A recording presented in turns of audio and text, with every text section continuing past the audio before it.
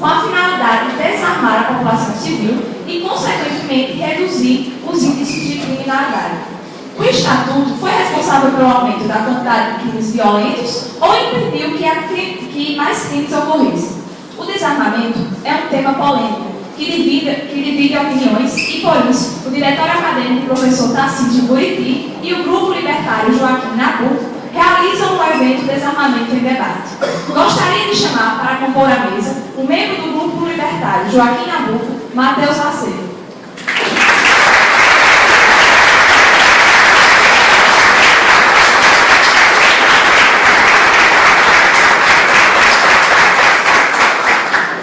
A coordenadora de comunicação social do diretor acadêmico professor Tarcísio Buriti, Ana Luísa Romano.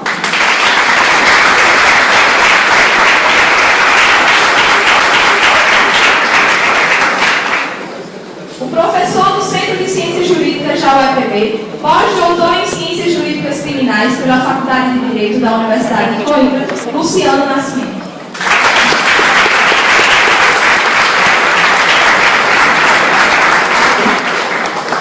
E o professor, bacharel em Direito pela Universidade Paulista, especialista em segurança pública, presidente do Movimento Brasil e autor do livro Mentiram para mim sobre o desarmamento, Benê Barbosa.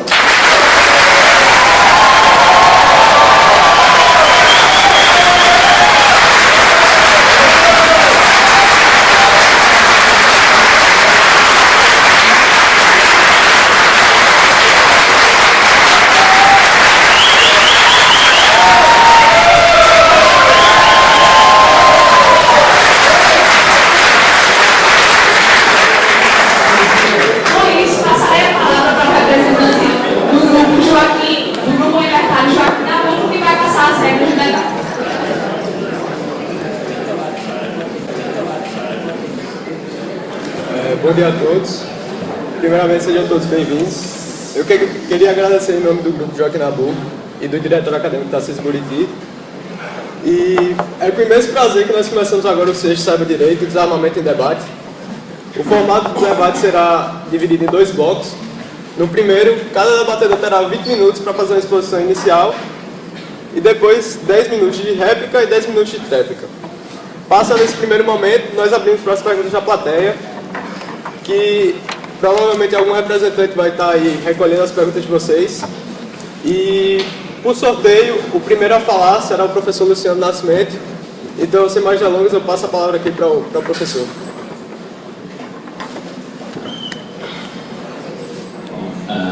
Meu bom dia a todos e todas. Com muita satisfação, muito contentamento de todo esse auditório, pela segunda vez a convite do Datado. É uma honra estar aqui com todos e todas para uma exposição de algumas ideias relacionadas a um tema que a comunicação social, aquela que diz que forma a opinião pública deste país, reputa de relevância sociológica, de relevância jurídica e de relevância político-econômica deste país. Inicialmente, gostaria de fazer uma homenagem, e a minha fala irá neste sentido. Nós estamos numa universidade pública e não numa faculdade de esquina privada. Nós estamos numa universidade pública. Histórica e culturalmente, no mundo ocidental, a universidade pública foi fundada para a produção de uma teoria do saber e de uma ciência do conhecimento. Este é um ponto capital, diria um representante lá de Pernambuco, da única escola de direito já fundada neste país, Tobias Barreto, a Casa de Tobias Barreto, a Faculdade de Direito de Olinda, hoje Faculdade de Direito da Universidade Federal de Pernambuco, antiga Faculdade de Direito de Recife. Muito bem.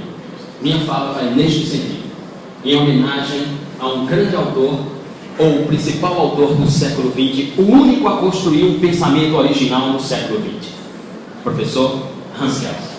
Kelsen, a você vai a minha fala. Quanta saudade de você, Kelsen. Quanta saudade de uma pessoa que nunca conheci. É para você também a minha fala. E para aqueles que depois de Kelsen fundaram um movimento chamado construtivismo, na história da memória, na história do pensamento, na história do saber, na história do conhecimento, na história da ciência do mundo ocidental.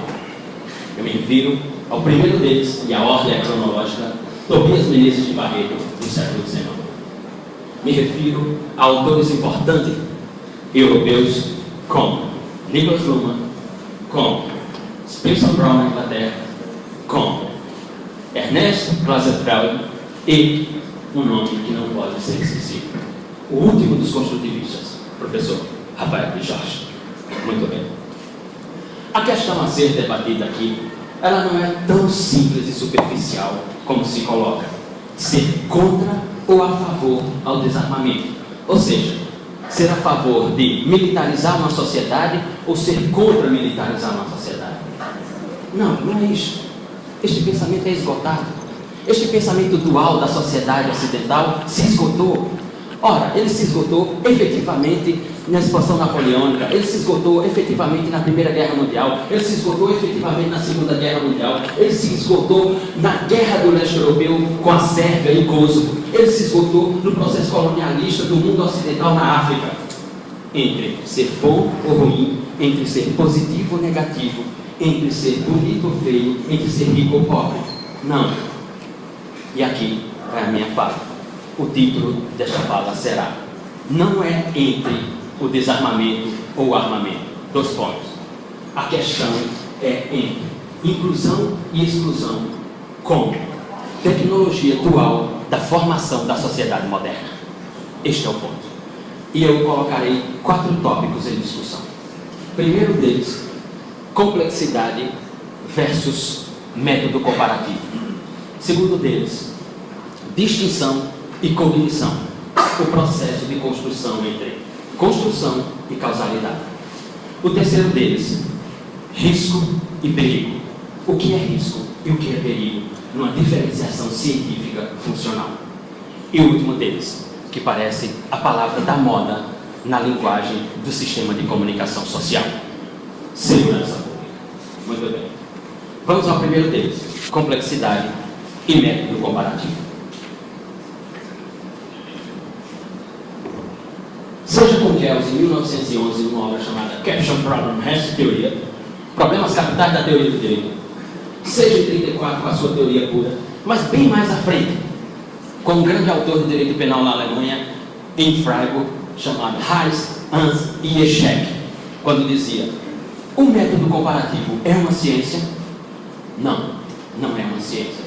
O método comparativo não serve. Ou seja, dizer que determinados países enrijeceram as suas legislações para proibir o acesso às armas ou dificultar o acesso às armas, criaram critérios rigorosos para dizer que determinadas pessoas ou a população em geral não pode andar armada, e comparar isto com outros que liberaram essa legislação, esse método comparativo não serve. Porque neste método comparativo ele anula algo chamado complexidade da sociedade moderna. As relações não são tão simples assim. Ou seja, falar que Hitler era a favor do desarmamento é fácil. Difícil é dizer que Barack Obama é a favor do desarmamento. Falar que Hitler era a favor do desarmamento é fácil. Dizer que o Papa Francisco e o Vaticano são a favor do desarmamento é difícil. Dizer que Hitler era a favor do desarmamento é fácil.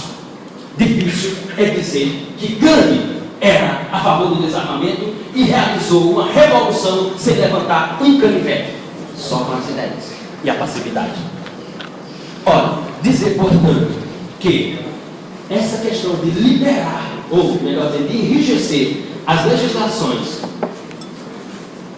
e dificultar para as pessoas o acesso ao posse e ao porte de armas é de países socialistas, é de países de esquerda, é de países autoritários, totalitários.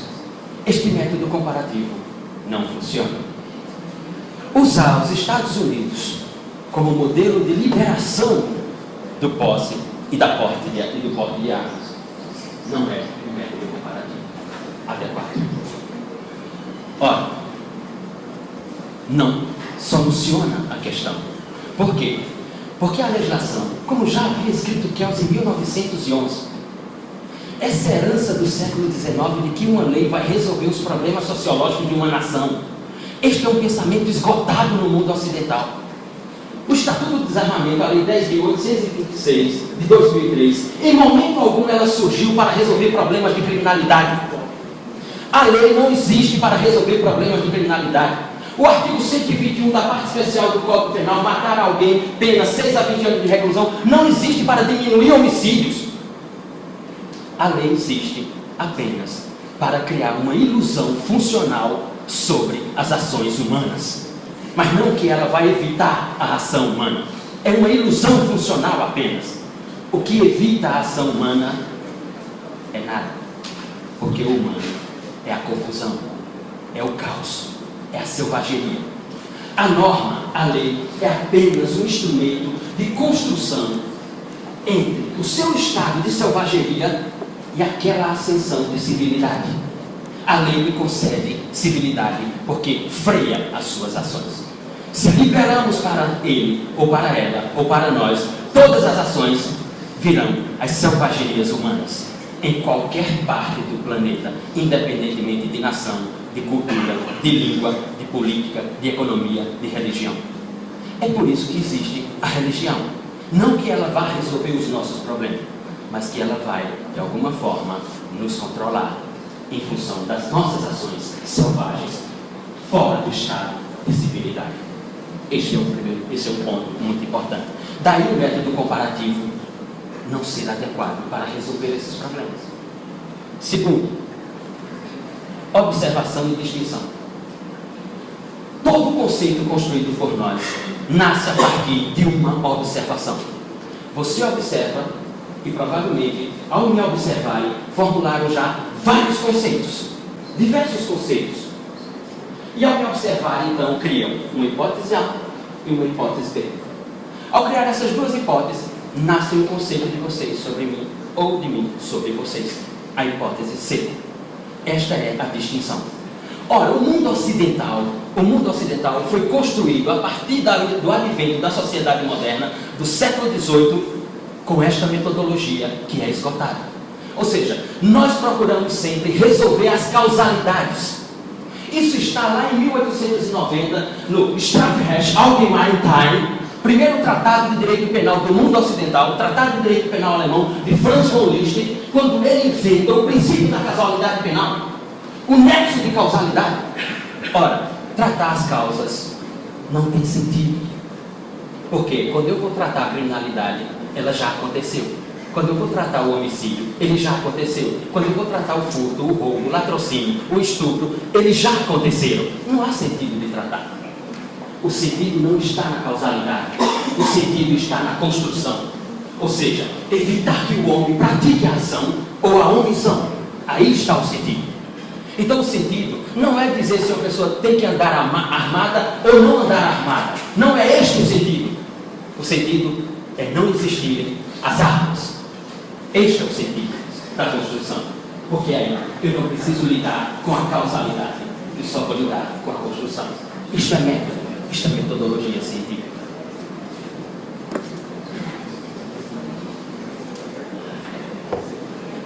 Terceiro ponto. Risco e perigo. A lei, o Estado, que são instrumentos da modernidade e não de nenhum outro modelo de sociedade, que são instrumentos denominados instrumentos jurídicos, existem com uma função específica: controlar os riscos praticados por nossas ações. Ou seja, a sociedade não é que ela assiste os problemas. Veja, os problemas não são meteoros que chegam na sociedade.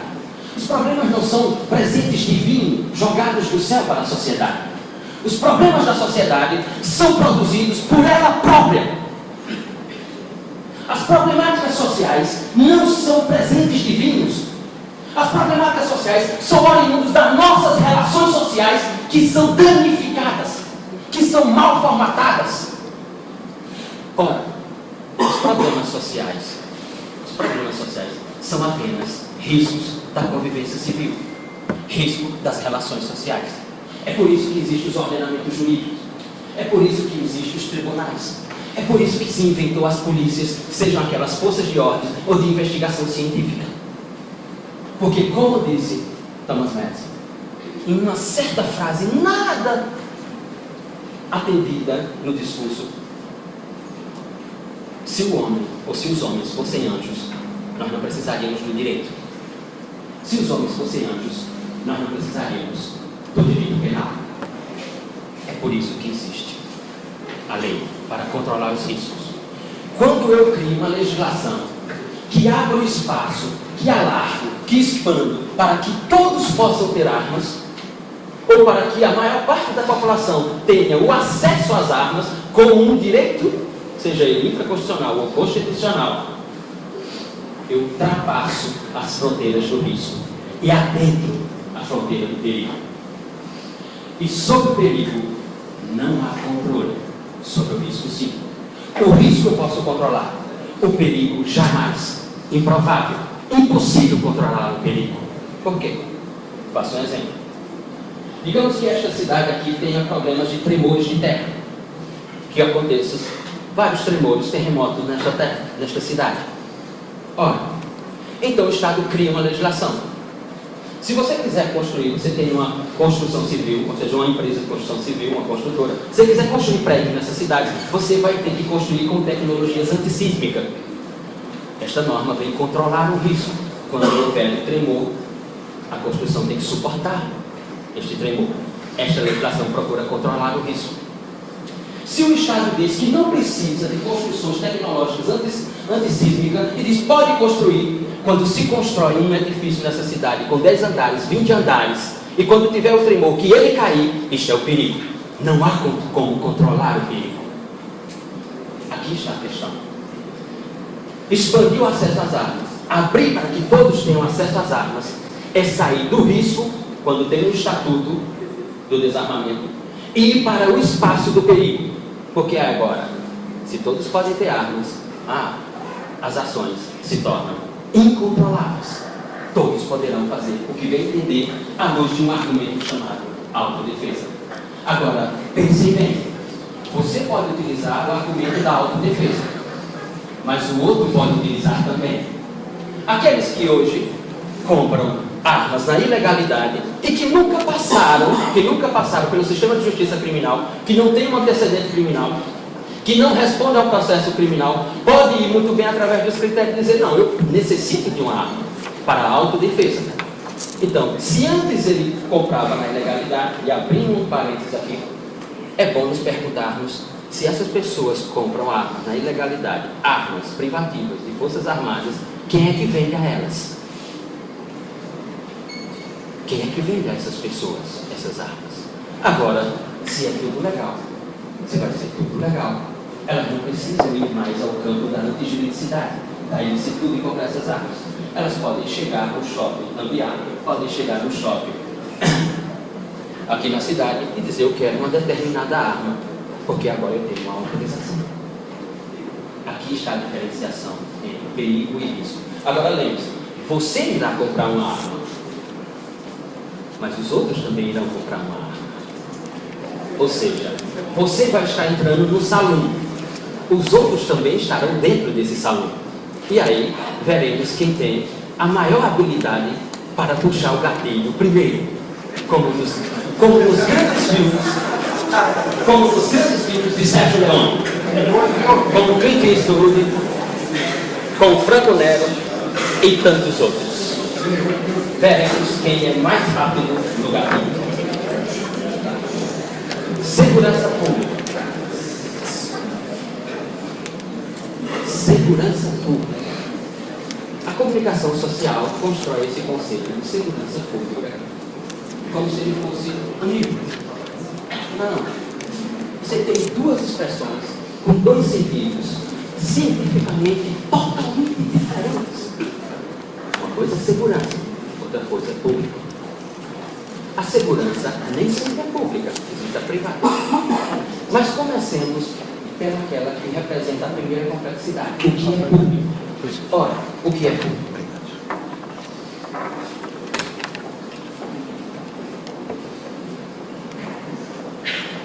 Público é uma expressão surgida com a modernidade para transformar comunicações sociais de relevância interesse de uma comunidade, interesse de uma coletividade. Ou seja, público é a palavra que vai cumprir funcionalmente, na linguagem, a relevância para todos. Então, se há um tema de relevância para todos, ele se torna público e não de outra natureza. Esta é a questão. Ou seja, por outras palavras, eu quero dizer que o que não tinha importância passa a ter importância, porque agora tem um destinatário.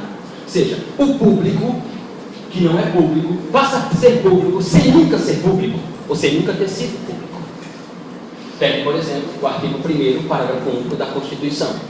O poder emana do povo, que pode exercer diretamente ou por representação. Aquela é uma ilusão funcional. Ora, a expressão segurança tem muita complexidade. Se a segurança existe para assegurar a todos nós, porque somos públicos, quem assegura a segurança? Se a segurança tem a função de dizer que estamos em segurança, quem diz que a segurança é segura? Quem constrói a segurança? O quanto há de segurança na segurança? O quanto há de público na segurança?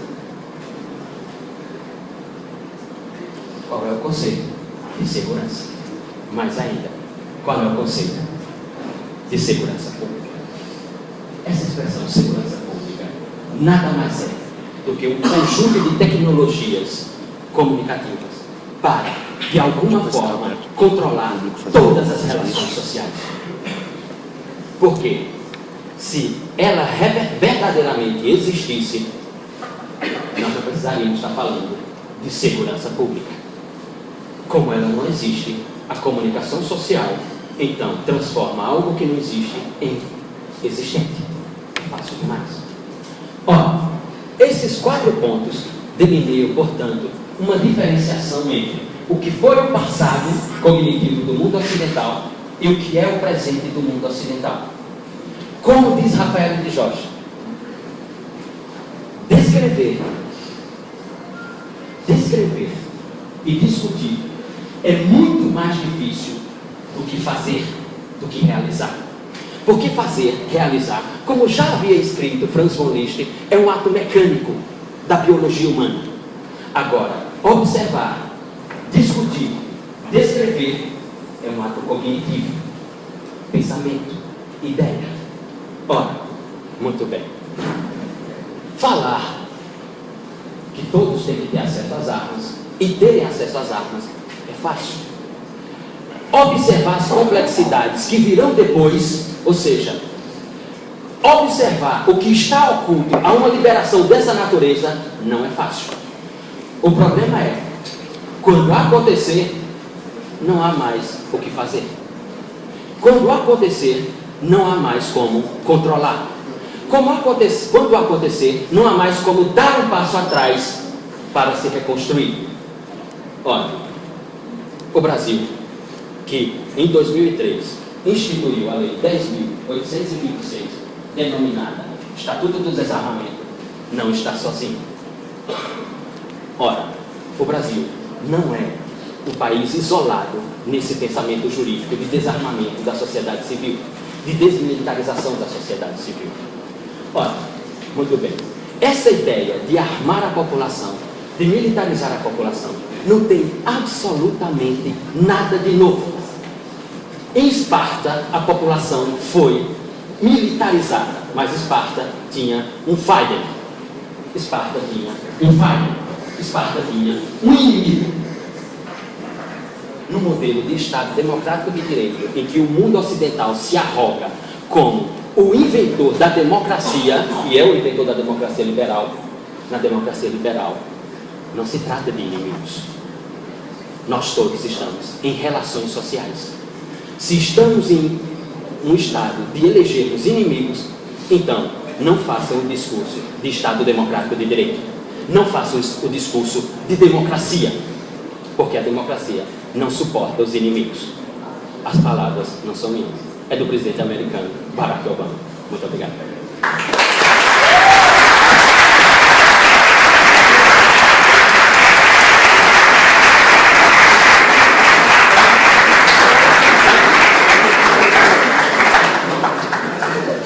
Obrigado, professor. Eu passo agora a palavra ao professor Bender Barbosa. Professor, 5 minutos. Bom dia a todos.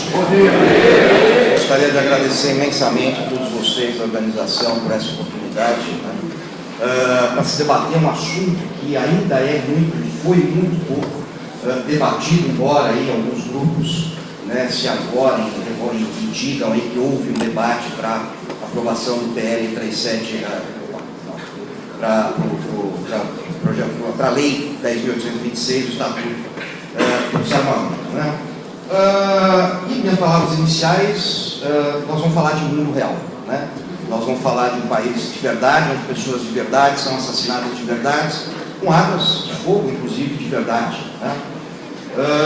A ideia de que o desarmamento é capaz de trazer mais segurança, ou trazer mais uma cultura de paz a uma população é completamente equivocada. E o próprio Brasil é hoje um dos maiores, se não o maior exemplo disso em todo o mundo. O Brasil instituiu, ao contrário, inclusive quem esteve na minha palestra ontem já sabe disso, mas a ideia de desarmamento no Brasil, ela tem tão somente 500 anos. Ela tem tão somente 500 anos. O Brasil tem restrição às armas de fogo desde a época que ele era Brasil colonial, depois disso na época do Império, depois disso na República, depois disso no Estado Novo, depois disso na redemocratização, depois disso no governo Fernando Henrique Cardoso, depois disso no governo Lula e agora no governo Dilma. Então essa ideia de que desarmamento é uma coisa nova, moderninha, progressista, é uma grande bobagem, uma enorme mentira e mostra, obviamente, um desconhecimento sobre isso. E por falar em desconhecimento, uma das comparações que eu mais gosto que façam é: se liberarem as armas de fogo, meu Deus do céu, isso aqui vai virar um bang-bang, vai virar o velho oeste americano. Não gostei da sua cara, saque, pau! Então vamos lá, então vamos falar de velho oeste americano, tá? Se o Brasil hoje virasse o velho oeste americano, nós estaríamos no céu. Nós estaríamos com um progresso gigantesco no que se refere à segurança pública, por um único motivo: a mais violenta cidade norte-americana no tempo do Velho Oeste, inclusive foi utilizada como referência para aquela série Deadwood, que passou até pouco tempo atrás, mostrava aquele Velho Oeste selvagem, onde sobrevive quem saca primeiro, todo dia tem tiroteio, todo dia tem morte no bar, coisa que, graças a Deus, não acontece no Brasil, porque o Brasil não é o Velho Oeste americano. Então, vamos pegar a taxa de mortalidade de homicídios no velho selvagem oeste americano. Um homicídio para cada 100 mil habitantes. O Brasil tem hoje 30 homicídios para cada 100 mil habitantes. Então, quando eu digo que se virasse o Velho Oeste, olha que maravilha. A gente teria da noite para o dia a diminuição 30 vezes menos homicídios do que nós temos hoje. Isso é fato. A ideia que não é possível comparar, engraçado, para mim é uma ideia nova, porque até muito pouco tempo atrás, as comparações eram feitas, e são feitas ainda, diariamente, para se justificar o desarmamento. Quantos aqui já ouviram? Professor, veja, por exemplo, o Japão. O Japão é uma sociedade desarmada, e por isso é uma sociedade não violenta. Legal. Quem sabe quando e por que ocorreu o desarmamento do Japão? Alguém sabe? Século XVI. Por quê? Porque tinha muita saidinha de banco, tinha muito sequestro relâmpago, tiroteio, chacinas. É óbvio que não. Foi pelo simples fato de que, após os portugueses inserirem as armas de fogo ainda no século XV no Japão, os camponeses começaram a se armar. Ela se popularizou muito rapidamente, porque eles tinham uma metalurgia muito avançada para a época, se popularizou entre os mais pobres, entre os dominados, não entre os dominantes. E isso foi um fator preocupante para os dominantes, que eram os senhores feudais. E eles perceberam que um camponês com uma arma de fogo, com um treino de uma semana, abatia um samurai a 100 metros de distância, que só usava arco e flecha e espadas, porque ele dizia que a arma de fogo não era uma arma honrosa para o combate. E aí eles criaram, pela primeira vez no mundo, a primeira campanha voluntária de desarmamento. E chamaram os camponeses dizendo: olha, nós precisamos levantar metal, aço, para construir no Japão a maior estátua de Buda que o mundo já viu. E os camponeses obedientes foram lá, entregaram suas armas. Logo depois, aqueles que não entregaram, as armas foram confiscadas, e isso fez com que eles ficassem sob o jugo dos senhores feudais por pelo menos mais 2 séculos. Controle social. Hitler era a favor do desarmamento? Não. Hitler era a favor do controle de armas, porque o seu exército estava cada vez mais armado, a SS estava cada vez mais armada, os seus partidários do Partido Social Alemão estavam cada vez mais armados. Enquanto isso, ele catalogava e registrava todas as armas na mão da população alemã, por um motivo muito óbvio: no momento correto, recolher, confiscar essas armas e garantir que ele poderia exterminar 6 milhões de judeus e mais outras tantas minorias, entre elas gays, ciganos. Controle social. Quem estava na palestra ontem sabe por que Barack Obama é desarmamentista? É porque ele é bonzinho, professor. É um exemplo para o mundo. Até outro dia os Estados Unidos eram capeta na terra. Foi eleger o Obama? Não, aquela nação preconceituosa e racista que elegeu um negro. Tá? Todo mundo sabe que ele quer também, ele é partidário do controle de armas de fogo. Ele não aceita que a sua população, como está descrito na segunda emenda americana, tenha poder de fogo tão ou superior às forças policiais e militares. Lógico, nem vai ter canhão, nem vai ter bomba atômica, mas isso é outro caso. Vira uma guerra cinética, aí é outra questão. Gandhi era a favor do desarmamento. Aonde está, em qualquer livro de história, essa afirmação? Não existe. Isso vive no coletivo brasileiro. Gandhi era favorável à não violência, portanto, ele só podia ser contra as armas. Bobagem. Há em livros biográficos de Gandhi, inclusive, citações onde ele diz que um dos piores crimes da colonização inglesa foi privar uma nação inteira de suas armas. E outros tantos. Então, se existe essa ideia de que para você ser favorável à paz, você tem que ser contra as armas. Só que não existe paz desarmada. Por quê? Porque alguém estará armado. Se não forem os criminosos, será o próprio governo. A ideia de se manter no governo, de se manter no Estado, o monopólio da força, é uma ideia suicida. É assim que foi na Alemanha, é assim que foi na União Soviética. A União Soviética, em 1917, depois da Revolução Bolchevique, depois que os comunistas chegaram ao poder, usando as armas de caça e de sobrevivência daqueles cidadãos no combate às forças dos czares, em 1919 inicia uma campanha de quê? De desarmamento voluntário. A mãe Rússia está aqui para cuidar de vocês, então vocês não precisam de armas de fogo. 40 anos depois, 100 milhões de mortos. Cuba é um bom exemplo. Che Guevara, teve Fidel nas tropas de Fidel, né? Na sua última incursão contra as tropas de Fulgêncio Batista, em Havana, ele chamou todos os camponeses que tivessem uma arma de fogo. Se você não tivesse arma, mesmo que ele lutar, ele não deixava, porque você seria inútil em combate, óbvio, né? Ia ser só mais um corpo para ser carregado. Ele chama esses camponeses, eles derrotam as forças de Fulgêncio Batista, e ele faz o quê? Imediatamente, campanha voluntária de desarmamento, dizendo: Cuba está aqui para proteger você, cidadão cubano. Depois disso, mais algumas milhares de pessoas aí fuziladas. Venezuela, né? Hugo Chávez inicia uma campanha de desarmamento dizendo que precisamos reduzir o número de homicídios. Campanha essa que foi apoiada pela ONG brasileira Viva Rio, que esteve lá, né, a pedido de Hugo Chávez, né, implementando um desarmamento semelhante ao brasileiro. Mas é óbvio que o governo venezuelano está muito preocupado com a segurança do cidadão. É claro que é isso. A gente vê diariamente, né, nas cenas dessa preocupação toda, num país que não tem nem mais papel higiênico.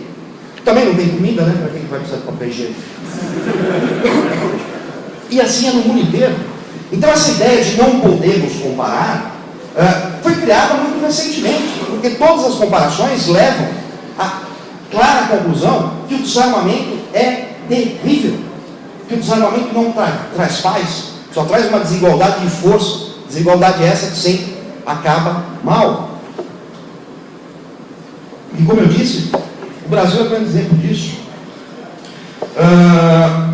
Quando se começou a discussão, e quem começou isso foi Fernando Henrique Cardoso, na década de 90, né, a proposta era assim: precisamos desarmar para reduzir a criminalidade violenta. Essa era a proposta. Vocês podem procurar, está disponível em jornais da época, em vídeos da época, em áudios da época.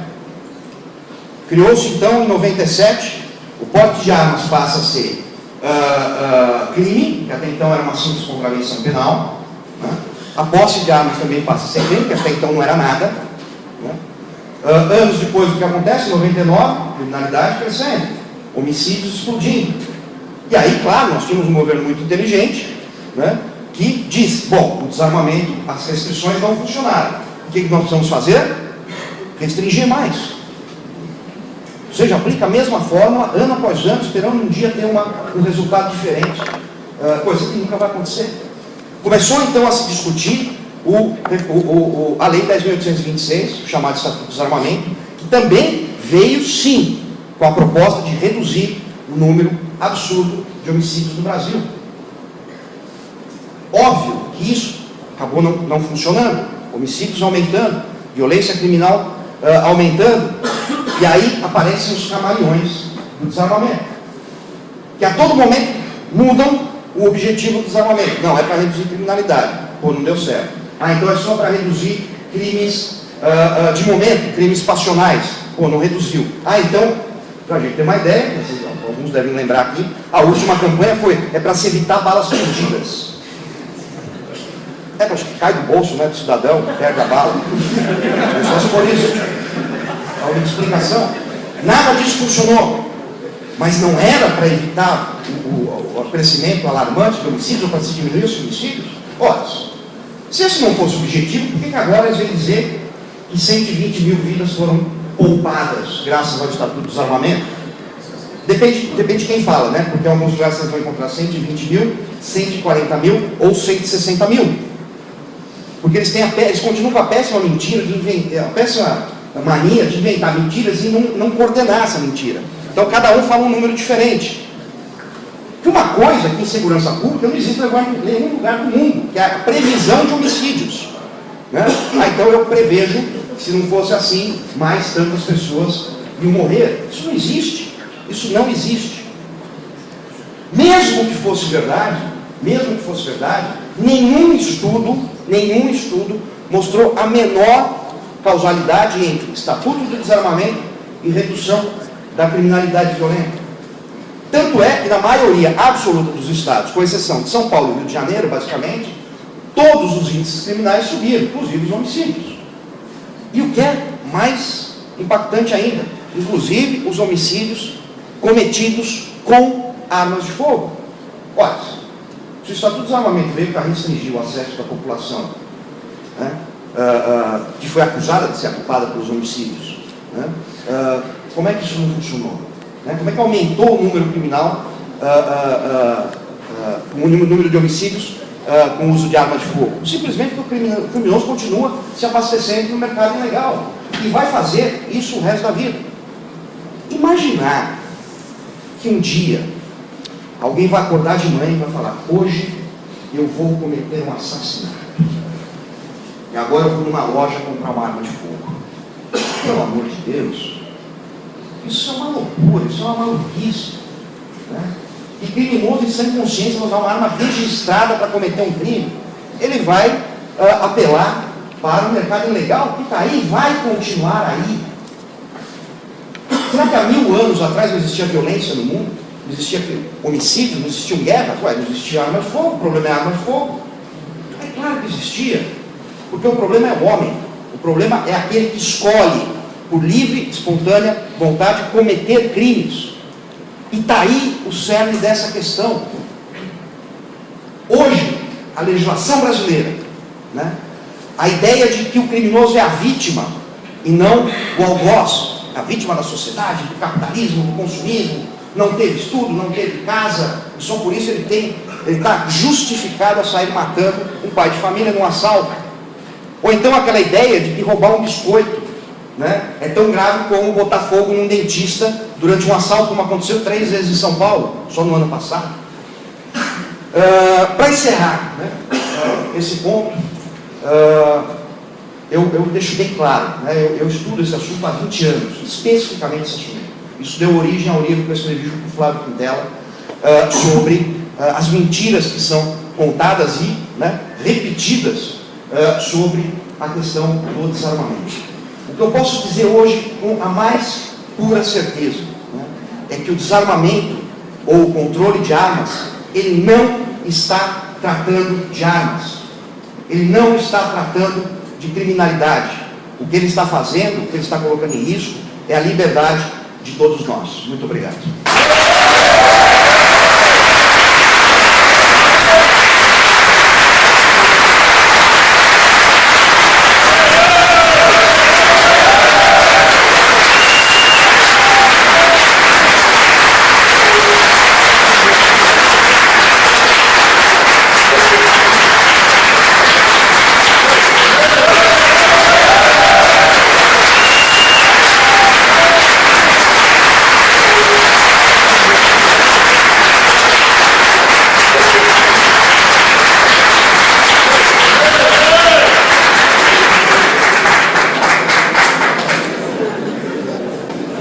Professor Luciano Nascimento, 10 minutos para ela.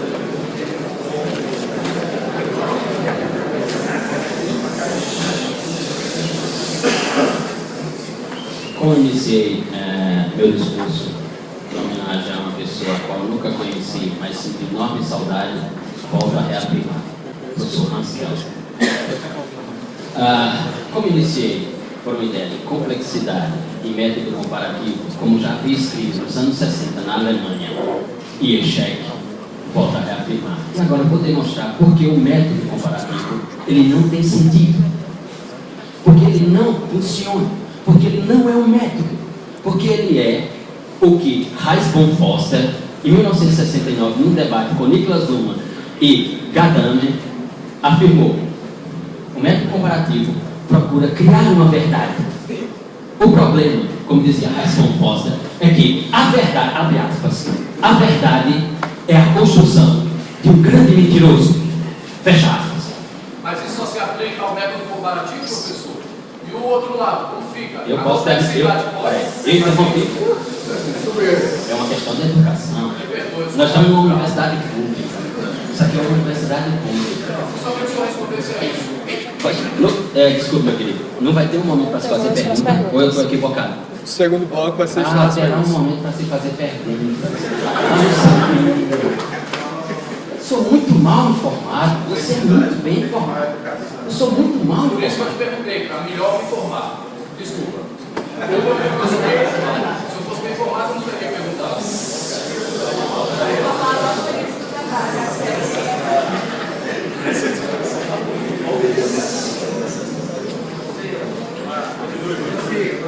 Quanta saudade de Kelsen.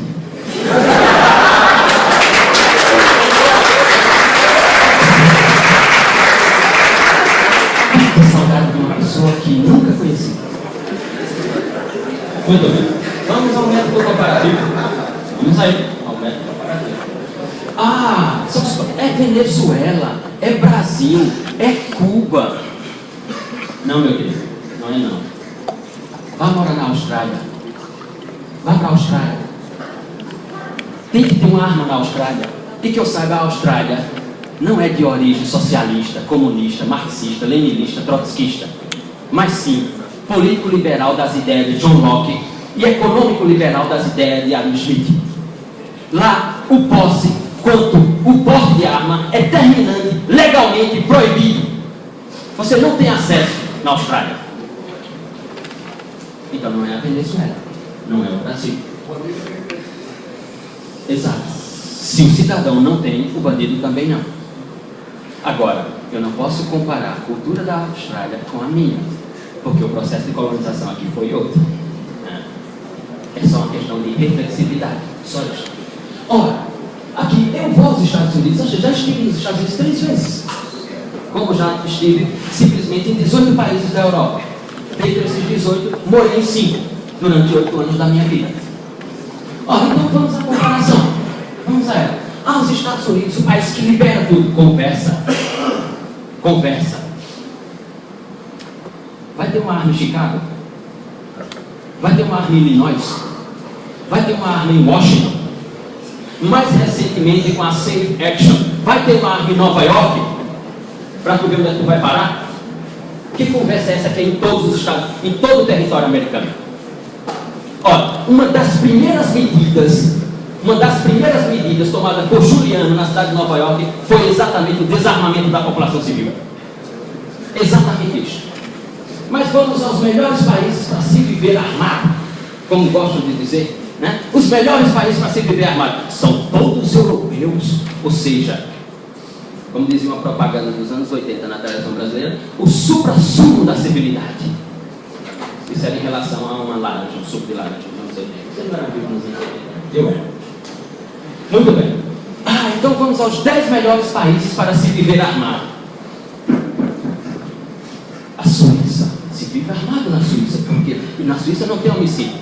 Obviamente, é elementar, meu caro, diria um certo personagem inglês.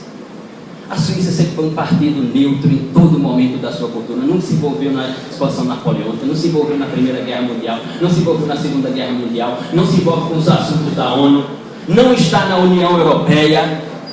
É um modelo singular, original. Não cabe comparação. Mas tem a Suécia, que tem uma legislação assim. Bom para se viver armado. Tem a Noruega, que é um dos países mais armados do planeta. Digo a população civil. Mas tem mais. Quer dizer que não só tem Noruega, não só tem Suécia, não só tem Suíça, tem ainda a Finlândia, que você pode ter a arma que você quiser. Claro, esses países têm uma tradição de caça, histórica e culturalmente definida como um armamento para caça. Obviamente. Mas não precisa ir para a Europa não, você quer andar armado, plenamente armado, aí vem o que Nelson Rodrigues chamou de complexo de vira-lata. É o complexo de vira-lata. Por que eu tenho que ir para a Europa para viver armado? Não, meu camarada. Vá para o Panamá, aqui na América Central. Você vai poder ter as armas que você quiser. Espingarda, revólver. Você vai poder ter a arma que você quiser. Você vai para o Panamá. Mas ainda não precisa ir só para o Panamá, não. Vá para o lado. Vá para Honduras. A legislação lhe permite você ter a arma que você quiser em Honduras. Por que eu vou para a Europa? Esses são os 10 países melhores para se viver armado. Mas só se olha para a Europa. Por quê? Porque a América Latina não existe para a intelectualidade brasileira, para a intelectualidade tupiniquim. Ou seja, o nosso hemisfério, o nosso continente, ele só existe a gente do lado de cá e os americanos do lado de lá. Entre nós e eles não existe nada nesse espaço geográfico que nos interessa na América Latina e na América Central. O que nos interessa são os Estados Unidos e a Europa. Mas vamos aos 10 piores para se viver. A Inglaterra é um deles. A Itália é um deles. Para você ter uma arma, aliás, na Itália você pode ter 3. O difícil é tê-las, efetivamente, as 3 armas. Porque os critérios para ter as armas, depois do que aconteceu entre 1978 e 1992, do estrago que a sociedade italiana teve que viver a partir da Sicília, chegando até Piemonte, ou seja, de onde Garibaldi fundou a República Italiana até o reino de Piemonte, a Itália sofreu e soube o que era homicídio. De uma realidade jurídica de mais de 360 juízes assassinados, mais de 128 policiais assassinados, mais de 99 gestores assassinados. Era só pelas organizações criminosas que esse pessoal foi assassinado. Não, era entre si. Policiais que matavam juízes, policiais que matavam promotores, policiais que matavam policiais.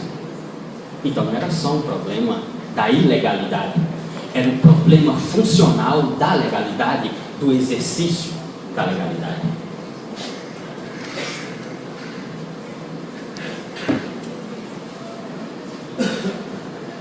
O Japão, os portugueses no Japão, ainda bem que não estão aqui Jorge de Vieira de Dias, Manuel da Costa Andrade, José de Faria Costa, Ana Bela Miranda Rodrigues e outros professores da Universidade de Coimbra, porque se tivesse escutado isto, uma universidade que tem apenas 700 e tantos anos de fundação, fundada em março de 1290 por Dom Afonso Henrique. Se tivesse escutado isso, tudo bem. Olha, no Japão, só apenas policiais e esportistas de armas podem ter armamento. Nenhum civil pode ter armamento. E nós estamos falando de um país que tem uma cultura extraordinária de arma, não de arma de fogo, de arma que é arte, de arma que é cultura, de arma que é ciência. Assista minimamente os filmes de Tarantino, especificamente Kill Bill, e vai notar o que é uma espada como uma arte e não apenas como um instrumento de tirar a vida do outro. Há toda uma complexidade em torno daquilo, há todo um contexto em torno daquilo. Não é cortar o pescoço de alguém simplesmente. Muito bem. Mas essas legislações são rigorosas, né? Mas nós aqui matamos muito. No Brasil se mata muito. Levante a mão aqui e seja honesto.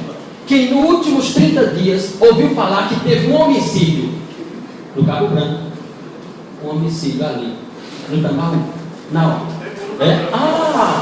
Um homicídio em Tambaú, em Cabo Branco, dessa origem aqui de desarmamento.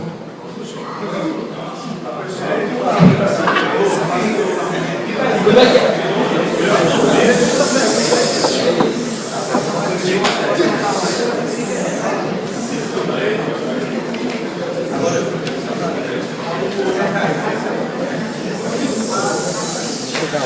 56 mil e alguma coisa homicídio, como divulga o Ministério da Justiça, e como aqui foi dito, e que não é possível evitar.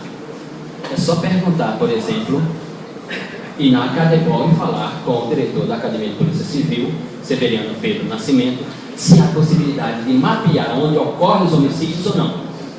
Se há tecnologia para mapear onde vai ocorrer os homicídios ou não. A Globo News de ontem mostrou isso. Levantamento da Zona Norte do Rio de Janeiro. A Zona Norte do Rio de Janeiro, entenda, Acari. Ponto Acari. 99,5% mortes de homens em homicídio no Acari. 80% dessas pessoas negras. 75% dessas pessoas entre 19 e 25 anos. Ou seja, se sabe onde ocorrem os homicídios.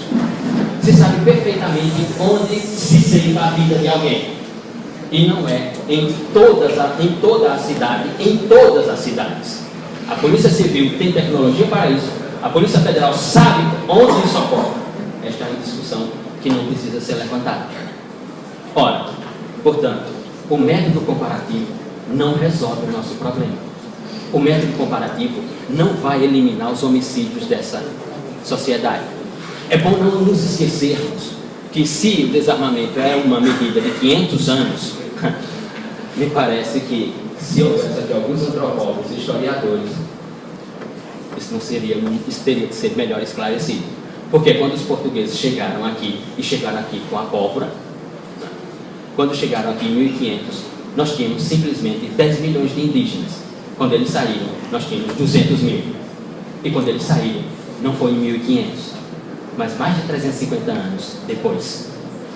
Então, note qual é a nossa cultura, note qual é a nossa história. Que aquela balela de Gilberto Freire, lá em Pernambuco, de Casa Grande e Senzala, de que se convive harmonicamente, uma balela de sociologia, de que aquela balela de Gilberto Freire, aquela balela sociológica de Gilberto Freire, de que o homem brasileiro é o homem cordial, não me parece corroborar com a sociologia. É só isso.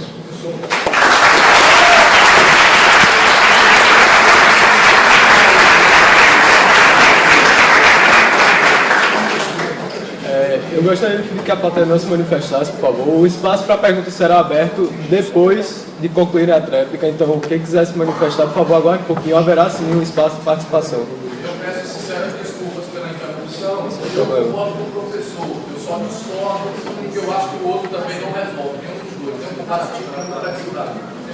Eu vou passar. Agora eu passo a palavra ao senhor Dele Barbosa. 10 minutos, professor. Bom, voltando para o mundo real mais uma vez. A ideia, infelizmente o professor está mal informado, de que a Austrália terminantemente você tem que ter uma arma de fogo, isso não é verdade. Na verdade aconteceu que após o massacre que ocorreu em 96 na Austrália, se proibiram, aí realmente foi proibição de armas semiautomáticas, fossem armas longas ou fossem armas curtas. Eu lembro que na época eu já estava envolvido nessa história, e eu tinha um amigo, tenho até hoje um grande amigo australiano, atirador, um entusiasta do tiro, e eu perguntei para ele, falei, poxa, mas o que você vai fazer agora? Ele falou, eu entreguei minha pistola, comprei 2 revólveres. Tudo bem. Ou seja, essa ideia de, foi desarmado, realmente não foi, isso não é verdade. Houve realmente uma restrição maior, acabaram com o porte de armas, isso impactou diretamente no aumento da criminalidade, principalmente na invasão de residências, subiu mais de 400%, 2 anos após as restrições, porque os bandidos se sentiram motivados, se sentiram mais seguros, exatamente como acontece hoje no Brasil, por conta dessas restrições.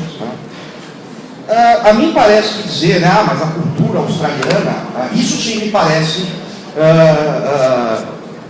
síndrome de vira-latas. Eu não vejo porque o brasileiro é sub-raça, não consigo enxergar assim. A questão dos Estados Unidos, Chicago, Washington, verdade, Chicago não existe mais restrição, caiu há 2 anos atrás, há 1 ano atrás, hoje é possível portar e comprar armas de fogo em Chicago, embora não hajam lá naquele local lojas que vendam, porque isso é uma diretriz da prefeitura. Mas você pode comprar. E o que aconteceu em Chicago, simplesmente, após 1 ano da liberação do porte de armas, é que ela deixou de ser uma das mais inseguras cidades americanas. Washington é proibido você portar armas e a posse de armas é restrita. É verdade, Só que esquece de se falar que também lá encontram-se as mais elevadas taxas de homicídios dos Estados Unidos. Uma coisa que eu vou concordar aqui com o professor, e é importante, é que tudo que ele falou sobre Finlândia, Suécia, Suíça, não estamos longe, Uruguai. O Uruguai é o país mais armado da América Latina, com uma arma para cada 6 habitantes. Mostra exatamente o que a gente está falando, que a arma não é, nunca foi e nunca será o fator determinante de uma sociedade mais ou menos violenta. Simples assim. Simples assim. Se eu despejar um caminhão de armas aqui, ninguém vai sair dando tiro em ninguém, tenho certeza disso. Se sair vai tomar tiro de todo o resto. Isso é a lógica da possibilidade da propriedade de armas de fogo, que beneficia todos. Beneficia todos. Armas trazem problemas? Trazem. Ninguém está dizendo que não. Só que elas trazem benefícios.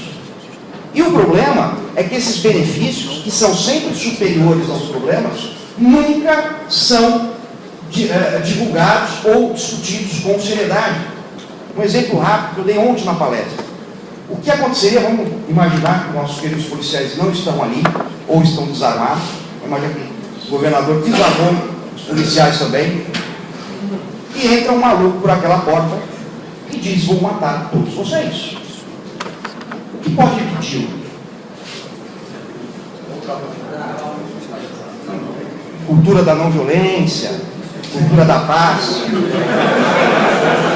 cidade grande, né?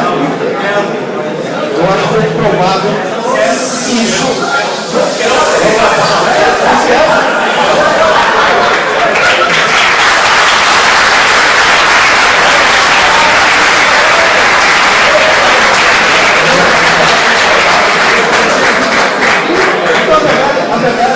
A verdade é o seguinte, né? Não existe proteção na negação. Não adianta você imaginar, não, isso não vai acontecer, porque pode acontecer. E se acontecer, o único objeto capaz de ser usado para conter uma pessoa dessa é uma arma de fogo. E vamos imaginar também, então temos lá os 3 policiais armados, só que o cara fala assim: não, eu vou e vou matar. Ele vai fazer o quê? Primeira coisa, ele vai eliminar o que podia impedir: 3 policiais armados. Só que eu sei que aqui dentro tem pelo menos umas 4 pessoas que também estão armadas, só que ele não sabe disso. Então a possibilidade de haver mais pessoas armadas no local diminui o risco e o perigo real. A verdade é essa.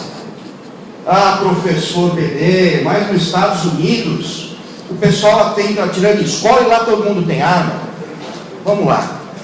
Se vocês pegarem a partir da década de 90, né, tem 2 livros muito bons sobre isso, que é o Mais Armas, Menos Crimes, do John Lott, e o Preconceito contra as Armas, também do John Lott. Ele demonstra o seguinte: esse tipo de ataque, primeiro, ele não está crescendo, tá? Ele é estável. Ele é estável, é uma maluquice estável, quase tipicamente americana, que também não é verdade que acontece aqui na Europa. Mas é o seguinte, o que aconteceu? Os Estados começaram a liberar o porte de arma, né? E aí, nesses estados, acabou diminuindo o número de ataques. Exatamente, porque o maluco é doido, mas não é burro. E ele sabe que ele pode enfrentar alguém também armado. Nos estados onde o porte foi liberado, mas ocorreram casos desses, isso está na literatura, pode verificar, tá? Todos os alvos foram as chamadas gun-free zones, ou seja, locais onde ninguém poderia permanecer ou entrar armados. Um dos últimos deles, do sistema de Aurora, né?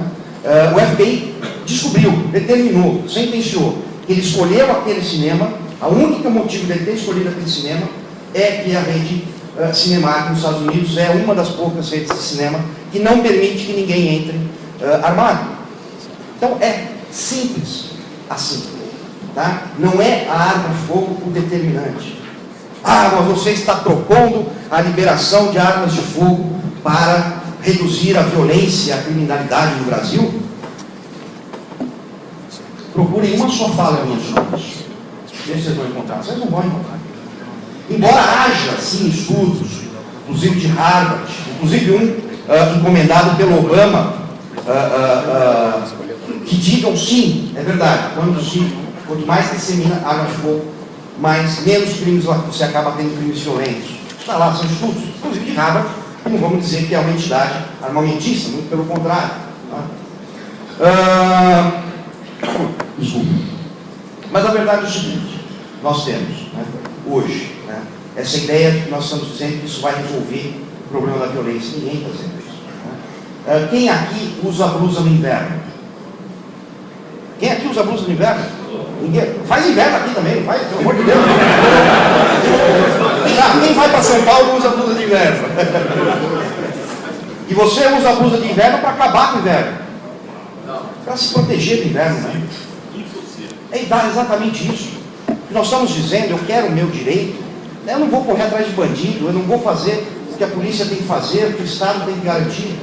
Eu quero uma arma de fogo, e eu vou ter uma arma de fogo independente dessa lei ou não, a verdade é essa, para defender a minha vida, para defender a minha família, para defender o meu patrimônio, para defender aqueles que eu amo.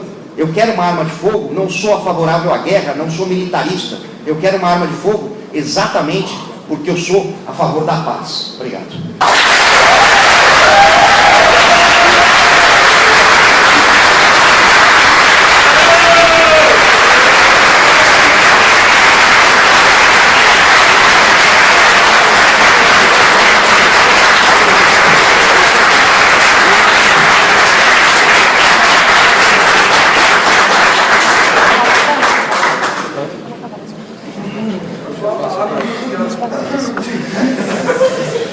Eu passo agora a palavra para o professor Luciano Nascimento, 10 minutos para... Também. Vamos abrir para pergunta agora? Vamos abrir para pergunta agora? Bom, realmente, São Paulo é um estado que pode realmente dar lição à nação inteira. Eu que sou filho do Largo de São Francisco, da Faculdade de Direito do Largo de São Francisco, da Universidade de São Paulo, que ali estudei 5 anos de graduação, 3 anos de mestrado. Será que realmente os paulistas têm legitimidade para dizer o que deve ser o resto do país? Quem disse isso, professor? Não seria Kelsey. Ninguém disse isso. Não seria Kelsey.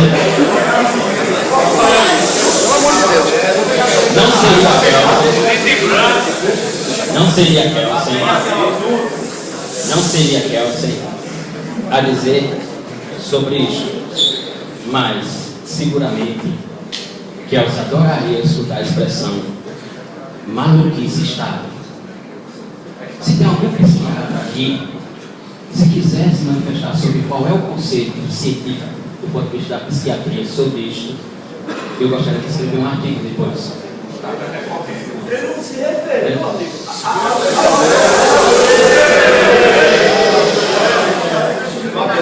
Professor, pode começar o tempo aqui, a gente está zerando o tempo. A gente está zerando o tempo para a senhora começar. Vejam que se não tem regulamento para controlar as ações, e vejam que elas ainda não. E é só uma questão de educação na universidade pública. Imagine esse cidadão que se arroga no sentido de interromper a fala, seja minha, do professor Barbosa, seja de quem for. Imagine se ele tiver com uma arma. Como é que ele vai interromper? Como é que ele vai interromper?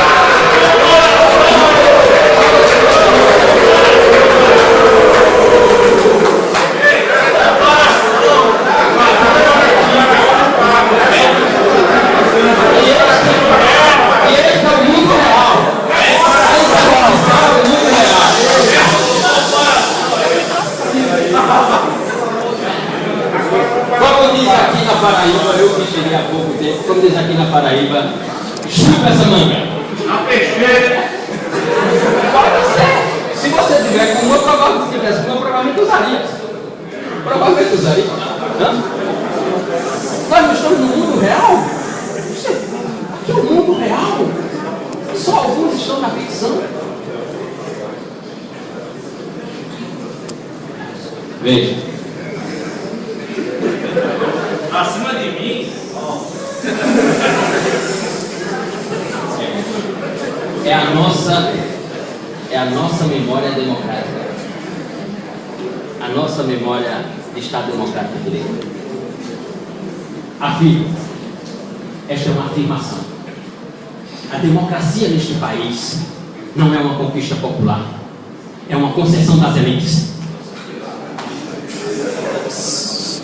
Uma concessão das elites. É só para abrir um parênteses que eu vou gastar 5 segundos. O único país em que iniciou isso foi lá na Faculdade de Direito de Pernambuco, na Faculdade de Direito de Recife, 25 de agosto de 1883, num texto chamado Uma Nova Intuição sobre o Direito, grande Tobias Barreto.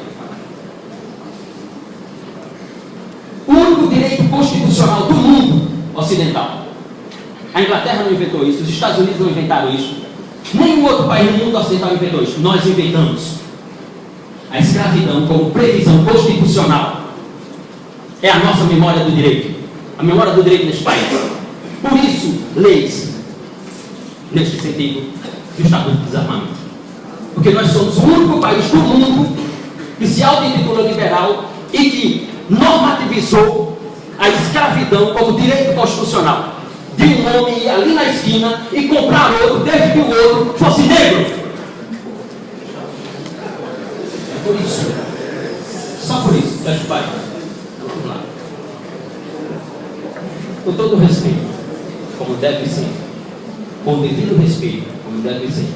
Com o máximo respeito à pluralidade de pensamento, como deve ser no mundo moderno. Que não estamos no medievo. Com o devido, com o máximo respeito a todas as ideias. O cego não precisa sonhar que é cego para saber que é cego. Eu não preciso puxar o gatilho de uma arma para saber que a partir daquele momento minha vida não será mais a mesma. Jamais. Esta é a questão. Esta é puramente a questão. Ou seja, tocar no desarmamento, no armamento é fácil. Como diz Rafael Jorge, fazer isto é fácil. Analisar as complexidades é mais difícil. Analisar a corrupção dentro das forças de ordem é difícil. E aqui faço uma homenagem a coronel da Polícia Militar como Ismar Mota, no seu tempo do 4º Batalhão de Guarabira, ao coronel Valério, da sua administração atual, do 4º Batalhão de Guarabira, que é o batalhão número 1 deste estado, a colocar o maior número de policiais dentro da universidade, inclusive aqui no curso de mestrado em Direitos Humanos. Jamais acontecido na história e na memória desse estado. Tocar nesses pontos é difícil dentro do sistema. Agora, tratar de superficialidade e fazer as superficialidades é muito fácil. Agora, tocar onde deve ser tocado é muito difícil. Ou seja, buscar ideias antigas para tratar de complexidades. Esse assunto não é nada novo. A fundação, como foi bem informada aqui, como foi bem colocado pelo professor Barbosa. Ou seja, a fundação dos Estados Unidos se deu nessa matriz. Ou seja, aí eu vou tratar as complexidades de hoje com uma matriz do século XVIII. Com devido respeito, com todo respeito, com devido respeito, com o máximo respeito. Que sociologia é essa que se constrói neste país? Que ciência jurídica é esta que se constrói neste país? Que só sabe encontrar alternativas no passado para as complexidades do presente. Não consegue ter uma ideia original. Não consegue ter uma ideia sobre como fugir desse dualismo de armar, militarizar a sociedade ou não militarizar a sociedade. Será que não se pode ter uma ideia nova, alternativa, que se possa construir um modelo de civilidade diferente desse modelo dualista entre estar armado ou não estar armado? Será que eu vou estar sempre olhando para o passado, para buscar soluções no passado, coisas que já foram aplicadas para uma complexidade do presente? Com todo respeito, com devido respeito, isso aqui é uma universidade pública. A função de quem está nela é produzir saber e conhecimento. Se o saber e o conhecimento que eu produzo já foi produzido no passado, eu estou apenas copiando, apenas reproduzindo. Não há sentido. Resolver o problema de criminalidade, nenhuma lei vai resolver o problema de criminalidade. Você andando armado não vai resolver o problema de criminalidade. Porque quando você tentar resolver o problema de criminalidade com uma arma, meu Deus, aí você vai notar o quanto aumentou as complexidades ao seu entorno. Depois que você puxar o gatilho daquela arma, você vai notar o quanto a sua vida não será mais a mesma depois daquele disparo e depois de ter alvejado alguém. Essa é a questão. Construir ideias sobre os problemas do presente que nos levem para o futuro. Ideias que estão no passado para serem ressuscitadas, não construirão o futuro. Veja, não há novidade nenhuma nisso aqui. Este é o mesmo momento sociológico político deste país, de redução da maioridade penal, de volta da ditadura, de restauração da pena de morte. Qual é o sentido da construção de nossa civilidade? É por isso, e por outras iniciativas, que determinado general francês chegou aqui no Rio de Janeiro, neste país, e proferiu a seguinte frase: este país não é um país sério. E por isso somos motivo de gozação. Só isso.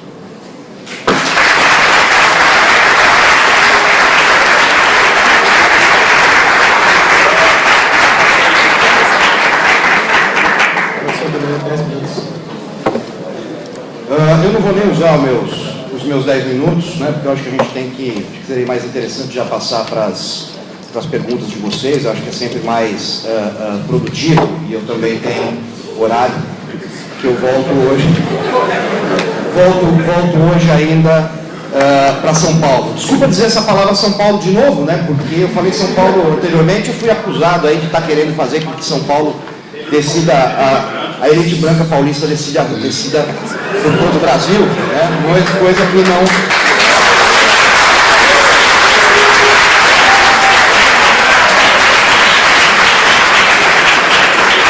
coisa que eu acho que foi muito claro que não passou nem perto, né? Então eu acuso aqui que eu sofri preconceito hoje, com todo o respeito na Universidade Federal da Paraíba. A democracia é uma concessão das elites. Eu concordo. Sabe por que eu concordo? Porque há 10 anos atrás, o governo chamou a população para um referendo. O referendo, a população disse não ao desarmamento, e o PT nunca respeitou o resultado desse referendo. Então, realmente, não temos democracia no Brasil.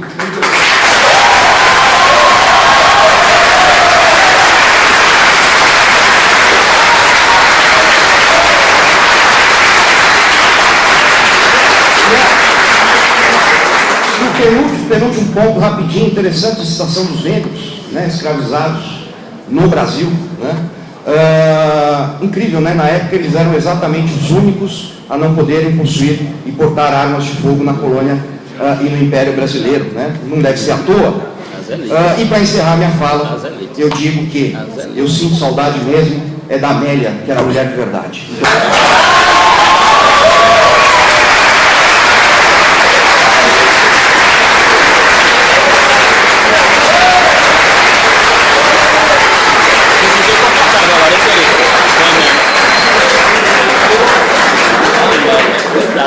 Fantástica, Amélia. Ô Mário Lago. Ô Mário Lago. Aí da igualdade. As perguntas sejam as mais objetivas possíveis, senão... O país da igualdade. Agora nós vamos abrir para as perguntas. Nós só vamos estender o tempo de fazer a pergunta para 1 minuto. O professor Benelli não tem muito tempo, então, por favor, não se estendam muito na hora da pergunta. Nós todos não temos muito tempo, podemos morrer a qualquer momento. Podemos morrer a qualquer momento. Não é uma característica peculiar.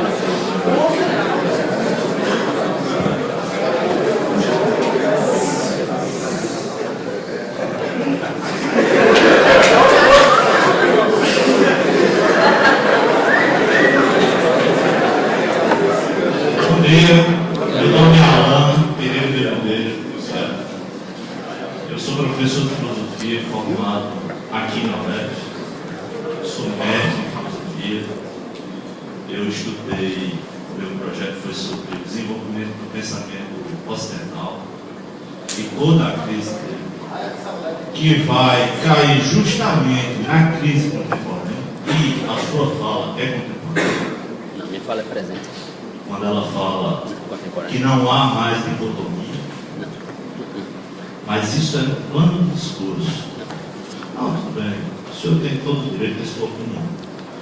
O senhor e a sua lei é que não tem o direito de impor essa opinião a 200 milhões de brasileiros, que são absolutamente contra o desarmamento. E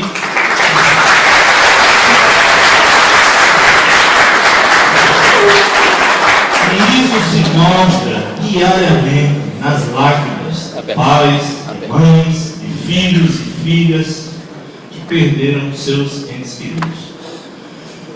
Não tenho 10 segundos, não. Tenho uma pergunta para fazer que eu ainda não fiz. Um momento. Certo.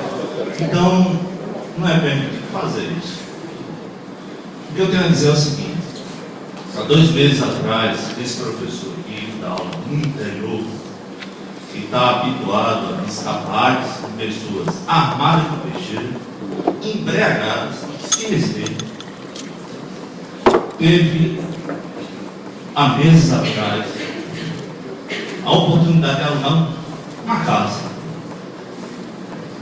E por volta das 11 horas da noite, teve o terreno de sua casa invadido por pessoas armadas, fortemente armadas.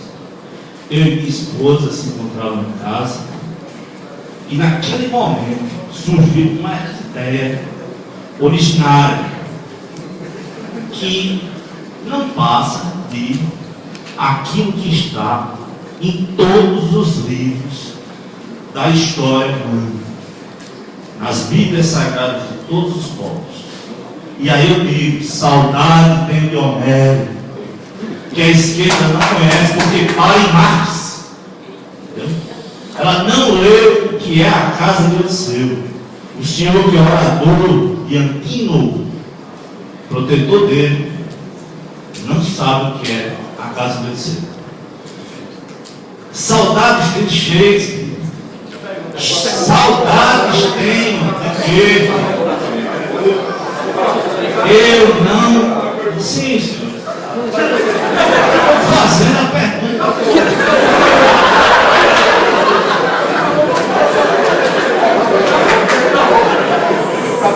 Isso é democracia. Senhores, a minha pergunta vai para o senhor. Porque hoje eu estou aqui e eu não sou diferente de quem eu era naquela noite. E ninguém é diferente depois que puxa uma arma com um bandido. Ele é diferente quando não puxa e leva. É morto de pé.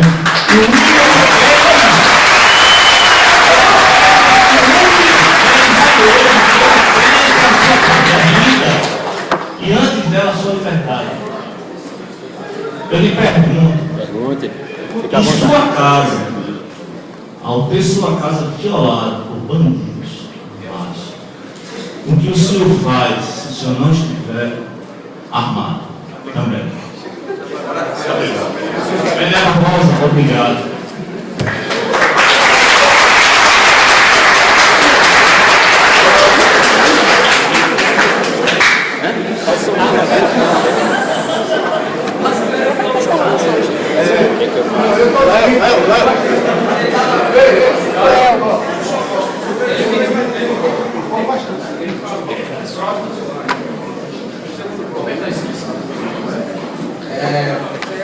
Bom dia a todos.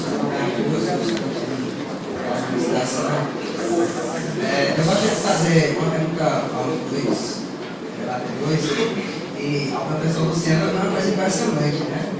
Eu acho que o senhor deveria ser a favor do desarmamento, porque na sua primeira frase, bom dia a todos e todas, o senhor conseguiu assassinar uma portuguesa e a lógica.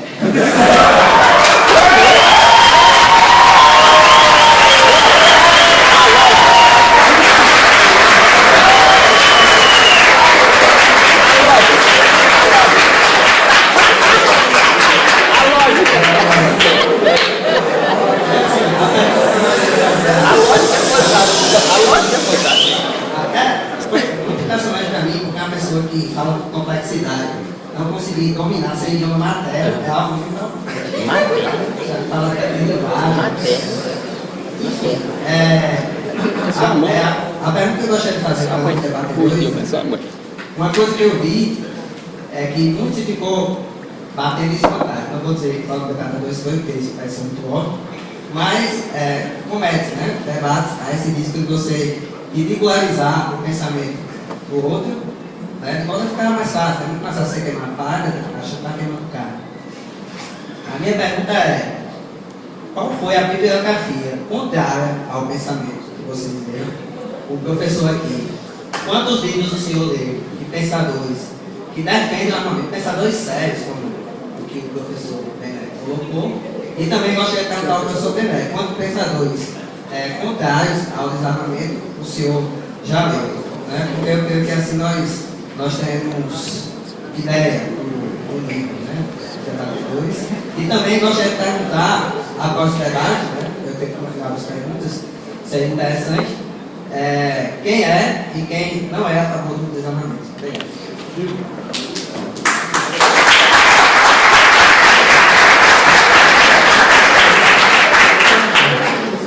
Bom dia a todos.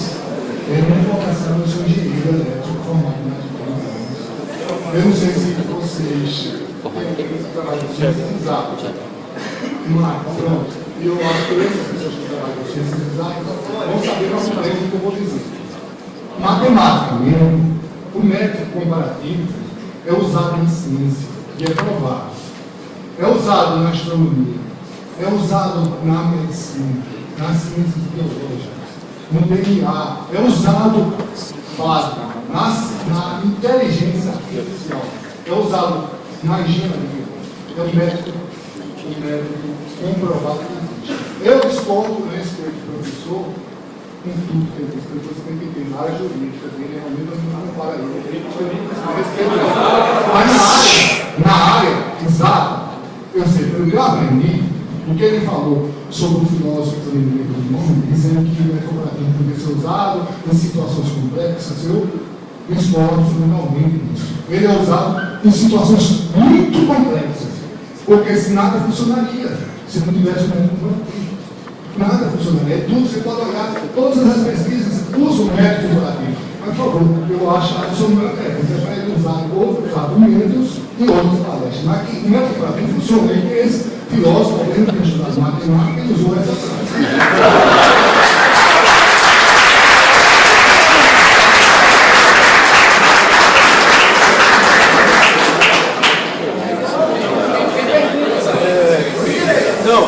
Nós ainda teremos outros blocos. Agora cada debatedor vai ter 5 minutos para responder as perguntas, a gente abre para o bloco depois. 5 minutos, professor. Com relação à primeira pergunta, minha fala não é contemporânea, porque não existe um conceito sobre contemporaneidade, é apenas uma palavra.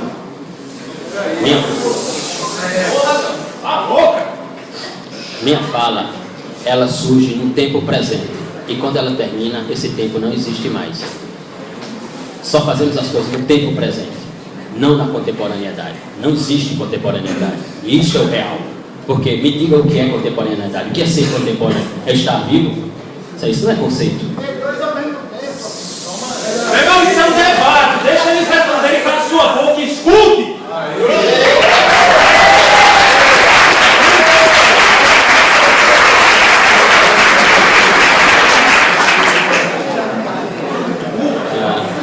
Veja, a democracia. Pode começar, professor. O tempo está assim. A democracia, seguramente, é uma das invenções mais elogiáveis do homem moderno. A partir do século XVII, século XVIII, para a nossa realidade cultural. Não há a menor dúvida. Esta manhã aqui, em diversos momentos, nós tivemos a comprovação do quanto é difícil materializar o pensamento democrático. Por quê? Interromper não vem me dizer que você está sendo democrático quando, previamente, pré-estabelecidamente, havia um regulamento. Um regulamento de que o debate se daria fala de um, fala do outro, réplica, tréplica, abertura para perguntas. Veja, mesmo havendo um ordenamento prévio da organização, isto não foi possível em diversos momentos. Então, o que é a realidade? O que é o real? Sem a lei. O que é o real? São as suas ações, puramente as suas ações. Confiemos nas suas ações? Que maravilha! É só fazer um pensamento reflexivo e olhar quais foram as ações do homem só durante a Primeira e a Segunda Guerra Mundial, para saber se podemos abandonar a lei como instrumento de construção da democracia. O que eu faria se entrasse na minha casa? Já entraram. Em São Paulo, no bairro do Valo Velho, periferia da capital paulista, onde eu morava, meus pais migrantes, e fui fazer o curso, fui prestar o vestibular da FUVEST, e passei naquele vestibular em 1994, e fui fazer Direito na Faculdade de Direito Largo de São Francisco. Assisti um camarada com 38, dando coronhada na cabeça do meu pai para tirar a sua aposentadoria no portão da minha casa. Eu não tirei a vida dele. Não tirei a vida dele. Poderia ter feito? Poderia ter argumentado a legítima defesa à luz do Código Penal da parte geral? Poderia. Veja, estamos num regulamento. Você falou, eu escutei você. Estou respondendo a uma pergunta feita por você. Se você não tivesse feito a pergunta, eu não estaria respondendo. Me parece que isto é democracia. Me parece que isto é pluralidade de ideias e de posicionamento. Eu vivi essa realidade sociológica a qual você se referiu. E não tive a reação que você teve. É a isto que eu me refiro. Não podemos garantir qual vai ser a reação de cada um. Não há instrumento que garanta qual será a minha reação, qual será a sua, qual será a dele, qual será a dela. Não há. E não há, sinceramente, com todo respeito, com devido respeito, com o máximo respeito, nas relações sociais, não há salvador da pátria. Não tente reeditar Jesus Cristo, isso não dá certo. Salvar a sociedade através de uma única pessoa não dá certo. O que dá certo é aperfeiçoar as relações comunicativas, as relações sociais, as relações humanas que nós vivemos no presente. Não vivemos no passado e não vivemos no futuro, vivemos no presente. Não posso utilizar o pensamento grego. Os gregos poderiam utilizar o seu pensamento porque eles estavam no presente deles. Essa é a diferença entre os construtivistas e os outros. Os outros falam sobre o que aconteceu ou sobre o que vai acontecer. Os construtivistas falam sobre o que está acontecendo. Essa é a diferenciação. Segunda pergunta, lógica? Lógica. Ele ia adorar essa sua fala.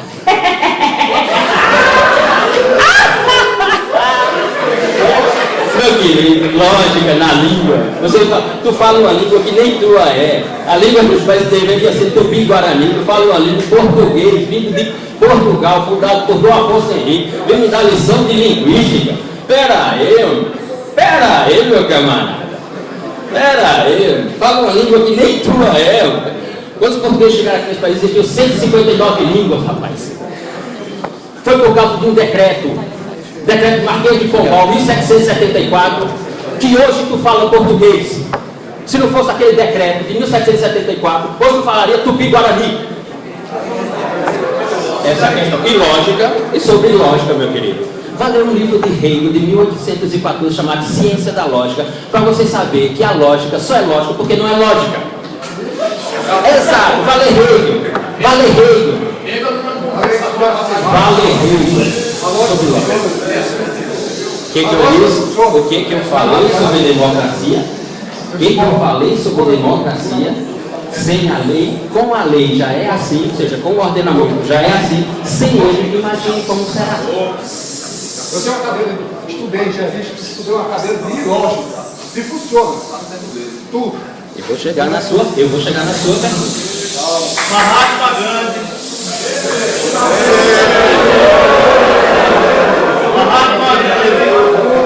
Pessoal, eu peço respeito para que o debate possa continuar. Por favor, no próximo bloco o senhor poderá falar, ok? Obrigado. Senão eu vou sair daqui e vou fazer exato.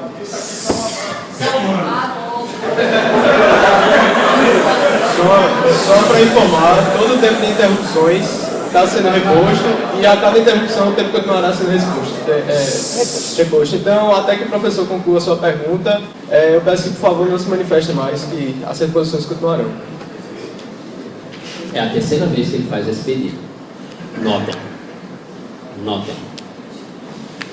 Mas nada é complexo, é tudo muito simples. Não existe complexidade, é tudo muito simples. Tudo muito simples. Olha, eu não sei o que é que você imagina sobre pensador sério. O que é? Qual é o conceito de pensador sério? Qual é o conceito de pensador sério? O que é uma pessoa séria ou uma pessoa não séria? Como é que você chega à conclusão de que alguém é sério e alguém não é sério? Com base no que você chega a essa conclusão? Com fundamento no que você chega a essa conclusão? O funcionamento dos seus pares. Os pares? Ah, é? Ah, é mesmo? Quem estuda direito aqui, e quem já passou pela... Pronto, levanta-me. Quem estuda direito aqui? Quem já passou pela disciplina de direito penal aqui? Já passou pela disciplina de direito penal. Então vamos ver quem é sério. Vou utilizar a sua sociologia. Só a sua. Muito bem. Quem é sério, quem é um autor sério, quem não é um autor sério? A maioria dos penalistas desse país aqui, eu posso começar por Rogério Brete, Fernando Capês, Luiz Regis Prado. Eu posso ir até aqueles que eram realmente autores de direito penal, como Nelson Greia, Heleno Cláudio Cardoso, Aníbal Bruno, Custódio da Silveira, Basílio Garcia. Eu posso ir para aqueles que eram autores considerados clássicos do direito penal. A maioria se autoafirma como adepto do pensamento finalista do professor Hans Weiser.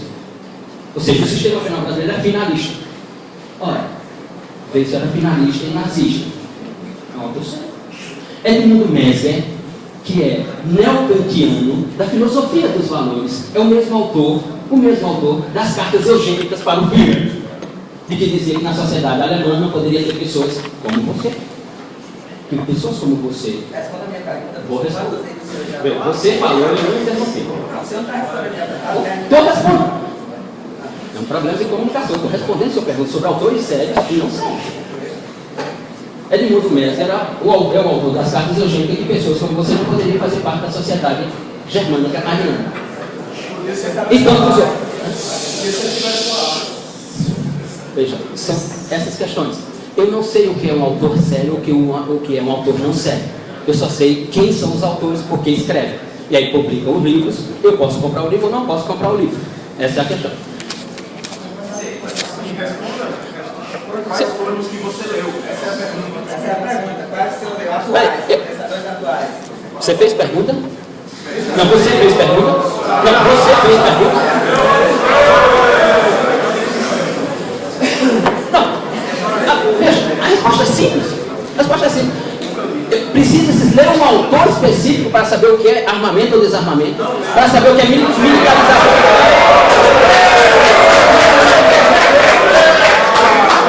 Ou seja, para eu saber o que é segurança pública, eu tenho que ler o que escreveu Eduardo Soares, do Rio de Janeiro, é isso?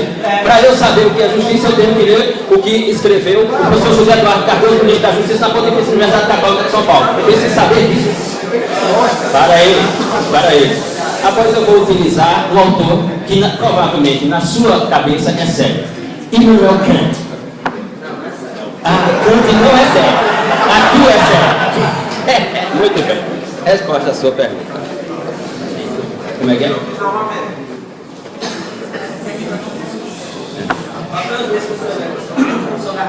Lecionamento de Kant. Faz uso do teu próprio conhecimento. Faz uso do teu próprio conhecimento. E não me parece que na memória desta civilidade você seja mais importante do que Kant. Não me parece que você tenha uma importância maior do que Kant, à luz do que a crítica pode construir. Este é o ponto.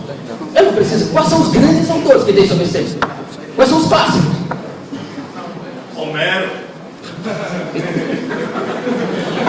A Bíblia. Homero vivia no Morro da Rocinha, no Rio de Janeiro, onde eu estive lá, sábado. Ele vivia lá.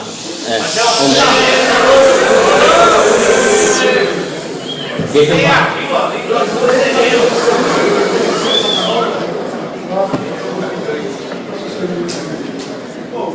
Professor. Eu preciso responder a terceira pergunta. Não, foi intervir. Desculpa. Professor, acho o seguinte, deixa eu me identificar. Eu sou professor aqui na Universidade Federal da Paraíba, professor de direito penal, e tenho acompanhado o comportamento de vocês, e é extremamente lamentável que algo como isso ocorra. Porque à medida que se fala aqui dentro desse debate sobre espantalhos, acho que não sei se foi. Vocês estão criando esses espantalhos. Vocês estão pegando aqui um debate democrático, que é o primeiro que se tem aqui dentro do CCJ, desde que eu conheço como professor dessa instituição, estou aqui desde 2009. Primeiro debate democrático que você tem de um lado um pensamento X e do outro lado outro completamente diferente, o que é louvável, de maior estima, louvor e consideração de quem realizou e que está aqui comparecendo, e você tem algumas figuras por motivos particulares ou por motivo de convicção que não consegue segurar a emoção e extravasa descumprindo com as regras próprias do debate. Aí o que é que me acontece? O que é que me ocorre? O que me ocorre é o seguinte: vocês estão se igualando ao comportamento que vocês criticam.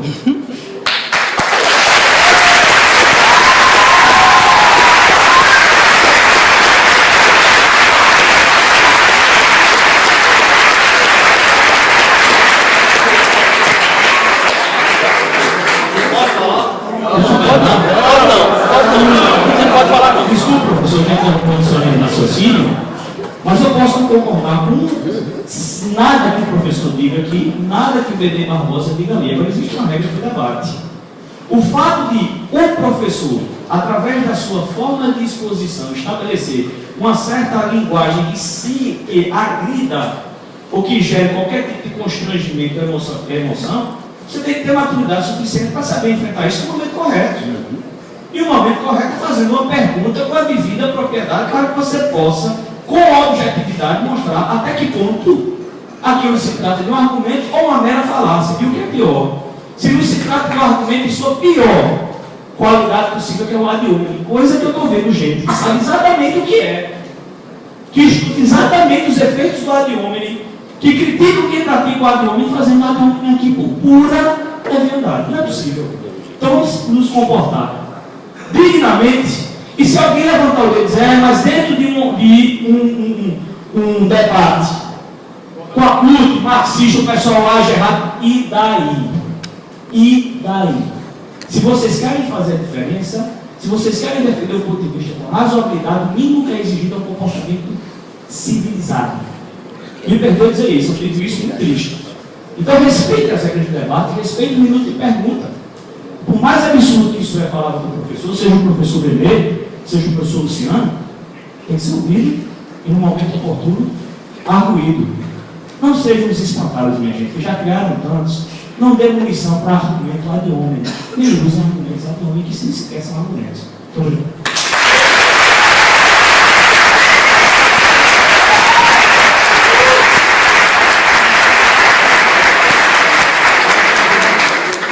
Pessoal, só concluindo aqui o que o professor acabou de falar, a gente também está com horário muito restrito. O professor William Barbosa é um voo. Tem 15 minutos só mais. Professor Luciano Nascimento também tem compromissos agora para o turno da tarde. Então a gente está com horário restrito. E cada interrupção da plateia, a gente tem que compensar no tempo de fala e no tempo de pergunta. Então, por favor, mantenham a calma e continuem com um bom comportamento, porque senão a gente não vai ter tempo de dar a palavra para todo mundo que quer participar.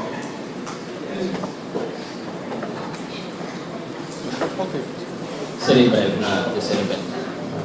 Veja, em momento algum eu fui interrompido por Barbosa, o debatedor. Em momento algum eu o interrompi. Mas há gente aqui, e não é pouca, que se arroga na legitimidade de interromper. Nota o que é a democracia e o Estado Democrático de Direito. Ou seja, construir civilidade não é uma tarefa fácil. Ser civil não é uma tarefa fácil. Fácil é viver em um estado de natureza. Porque lá você pode fazer o que você quiser, mas o outro pode fazer também. Agora, na democracia, não. Na democracia é o ordenamento jurídico que determina o limite das minhas ações. E se ele existe previamente, eu tenho que cumprir. Cabe a mim esperar o momento em que ele me concede a fala, me concede a manifestação, me concede a argumentação. E aí eu exercerei o meu direito à luz do ordenamento jurídico. Não para fora dele e nem para além dele. O ordenamento jurídico, portanto, cria civilidade. Que significa dizer, por outras palavras, que a nossa civilidade não é cívica, é normativa. Hans Kelsen tem razão, mas isso era 1911. Só para isso. Terceira pergunta para finalizar, e o professor Barbosa poder se manifestar e ter tempo para as respostas. Veja, meu senhor, que eu não lembro o nome, não escutei quando se... Plínio, engenharia. Há um pensador alemão muito importante chamado Leipzig, que reconstruiu a ideia matemática de Aristóteles a partir de 1773. E se esse método comparativo fosse tão eficiente, a engenharia neste país já não teria causado tanto estrago. É só notar os prédios que já caíram no Rio de Janeiro, é só você ir à praia do Boqueirão em Santos e notar a situação daqueles prédios, como é que ela está, e notar que método comparativo... veja, construir civilidade não é nada fácil.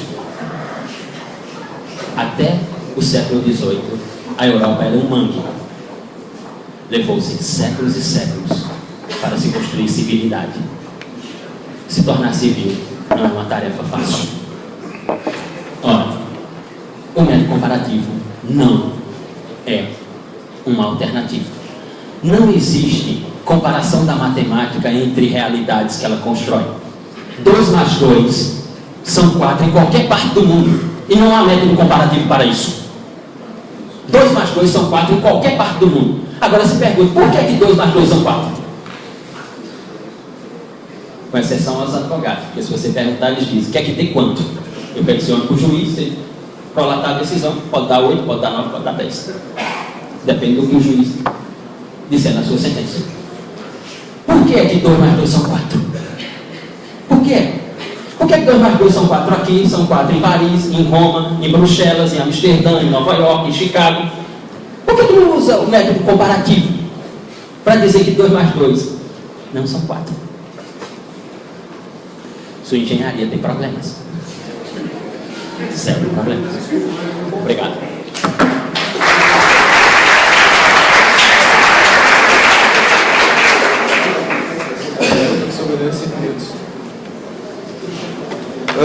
Bom, eu vou ser bastante sucinto nas minhas respostas, porque infelizmente eu realmente estou já em cima do horário. A gente ia ter até mais dois blocos, né? Mais um bloco, mas infelizmente a coisa acabou se arrastando, até porque virou uma discussão e não um debate. E eu entendo plenamente as pessoas que não conseguem se segurar, porque a gente ficou tantos anos sem voz, né? Tantos anos sem poder falar, tantos anos sem conseguir discutir, sem ter uma oportunidade dessa. E isso acaba acontecendo mesmo. O rapaz perguntou, né, sobre literatura, sobre o tema. Bom, eu tive o meu primeiro start nesse assunto em 1986, eu tinha 16 anos apenas, né, quando eu li num editorial de uma revista, né, uma carta fictícia de um pai ao filho, né, dizendo toda a tragédia que tinha sido trazida pelo desarmamento à sociedade, a ele, né, como hoje ele se via impossibilitado de defender qualquer pessoa de sua família, o seu patrimônio, etc.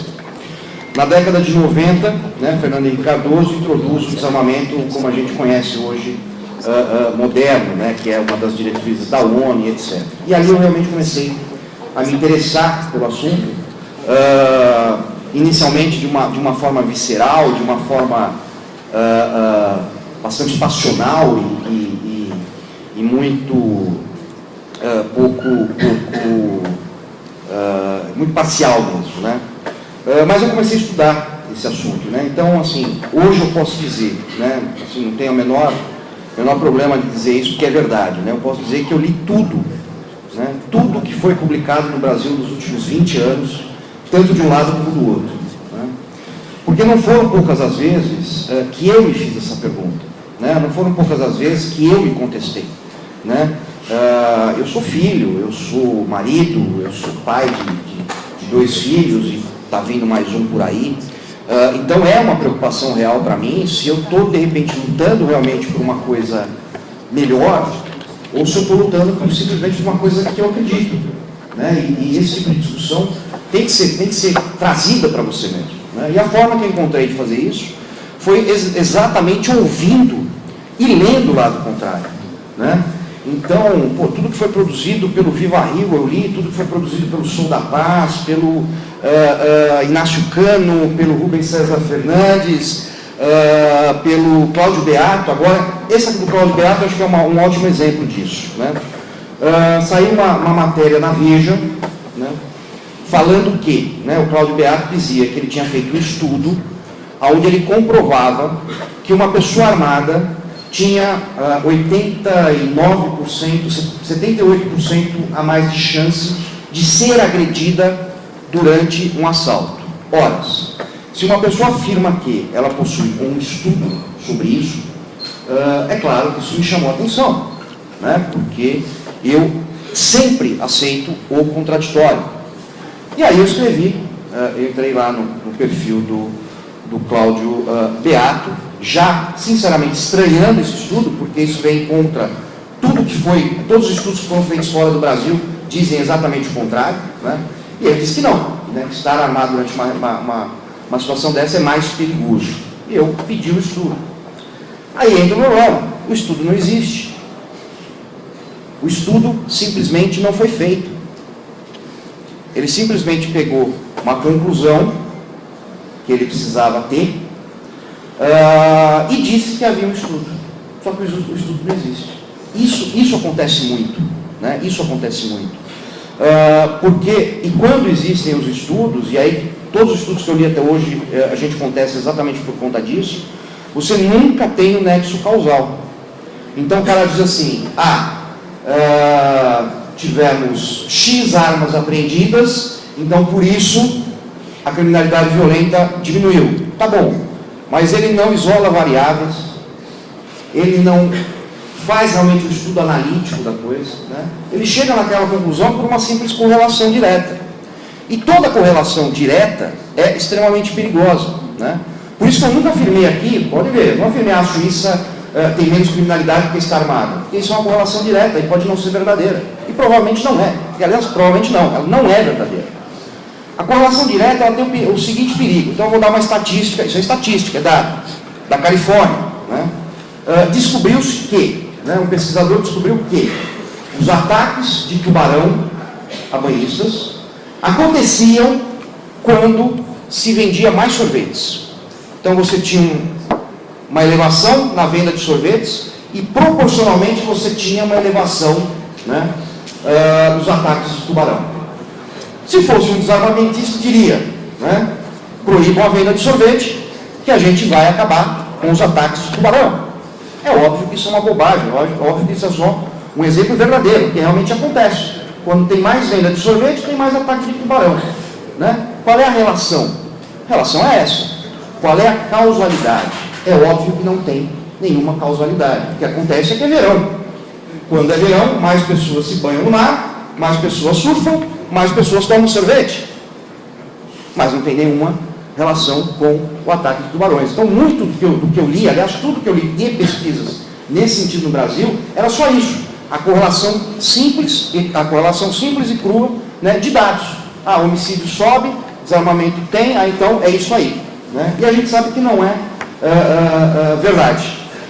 Bom, gente, eu mais uma vez agradeço essa oportunidade. Né? Só acho que podia realmente ter sido um pouquinho mais produtivo nessa questão das perguntas. Né? Eu acho que é importante isso, até porque muitas vezes surgem perguntas que trazem desafios novos. Eu já passei várias vezes por isso, né? Aquele cara faz aquela pergunta que você fala, não, peraí, deixa eu pensar, senão eu vou falar bobagem. Isso é muito bacana, isso é muito gostoso.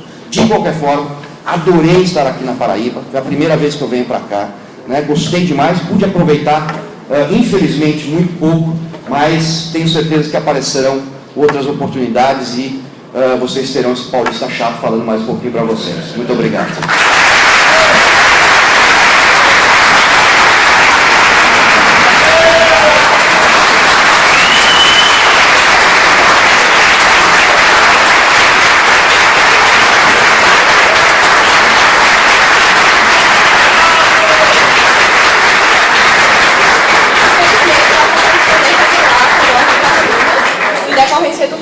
Como já foi dito pelo professor Benê, mas em nome do diretório acadêmico, do professor Tarcísio Buriti, do grupo Joaquim Nabuco, a gente agradece aos professores pela presença, agradece também a todos por abrilhantar o debate. Aproveito para anunciar a vocês que ocorrerá entre os dias 21 e 22 de setembro, no Teatro Paulo Pontes, o segundo seminário do projeto Trabalho de Todos. As inscrições são gratuitas e vocês poderão ter mais informações no Facebook do DATAB. Informo também que os certificados serão entregues agora na saída do evento para aqueles que fizeram as suas inscrições no início. Obrigado, professor Benê. Obrigado, professor Luciano.